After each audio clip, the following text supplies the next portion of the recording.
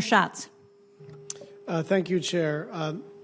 First of all, I want to just make sure we have a meeting of the minds on this solar holdup.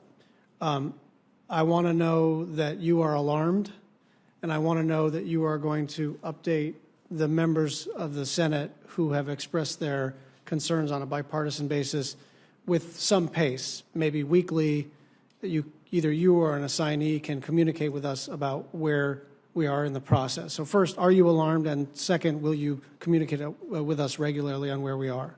So I would say yes and yes. You know, as I said to one of your other colleagues, we have to move forward quickly to meet our climate goals. But as I also said to Senator Moran, there's a process, there's a law. I have to implement the law. Yeah, I got it. And I want to, look, I don't want to get into an argument with you about the law. I will say that this 5-part test in the statute it has to meet all 5 parts. And I would argue that the allegation that what's happening in terms of the manufacturing process in Southeast Asia is minor or insignificant is just facially not true.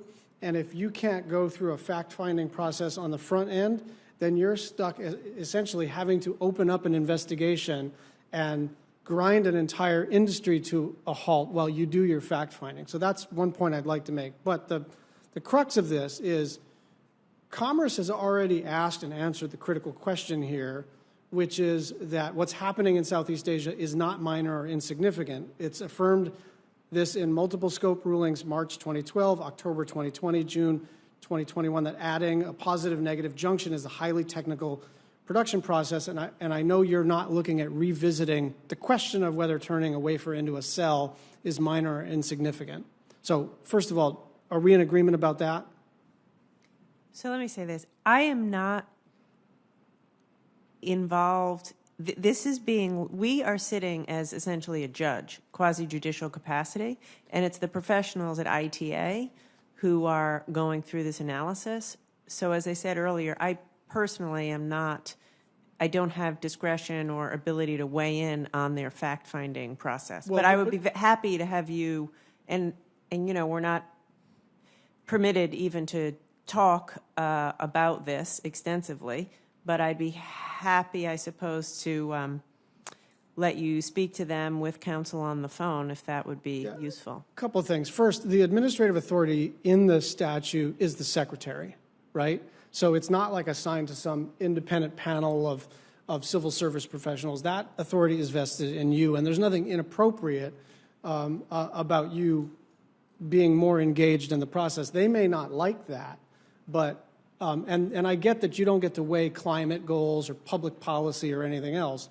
But what I'm saying is the thing that was alleged is just facially not true, and the manufacturing process that is occurring in Southeast Asia is not minor or insignificant because the Commerce Department has already decided that. So now the only thing that the Commerce Department is in a position to make a determination on is the thing that's happening in Southeast Asia actually what's happening in Southeast Asia? Like, can you just confirm that turning wafers into cells is what's happening? And my worry is that although the statute reads you have 150 days to come to a preliminary determination and then I think either another 300 days or a total of 300 days, those are not statutory minimum numbers of days. That's a maximum. And so what I want for you to contemplate is that you do have the discretion to get a little more personally engaged. It doesn't jeopardize the independence of the investigation. Informing Congress as to the status of it also is not in any way improper. And finally, that we are in a major, major hurry because the solar industry in the United States is at a halt.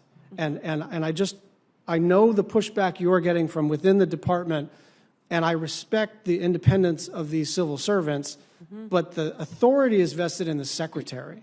All right, let me respond to this. I hear you. You know, I think it's August 29th or mid-August is the outside limit. There is nothing that prevents us from going faster, and I assure you we are going to go as fast as possible, making sure we tick and tie the process and don't cut corners. But yes, If we can do better than August, we certainly will. Secondly, respectfully, having been a governor and run organizations, I know that this is an urgent matter. I also know how to respect regulators and make sure that they have the freedom to do their job. This is complex, and there are two sides to the story, which is not to say I don't share the urgency, and I am engaged in an appropriate way. But there's a point I do want to make. A lot of the, I think Senator Reid said, rhetoric or rumor, et cetera, is very focused on, you hear a 200% tariff. And I really want to address that for a second, if I might. It is true commerce would be permitted to impose a tariff at that excessive level. That is exceedingly unlikely, which is to say that level of a tariff is only reserved in outside cases where you can't tell the difference between the company and, say, the Communist Party of China. The last 150 times we've done this since 2012, we've come out in the 10, 11, 12% range, under 20%.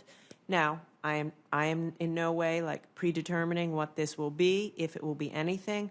I do think it's important, though, to say the 200% is an extreme case and not fitting with the precedent that we've had. But listen, I share your urgency, and I'm happy to update you as regularly as you would like.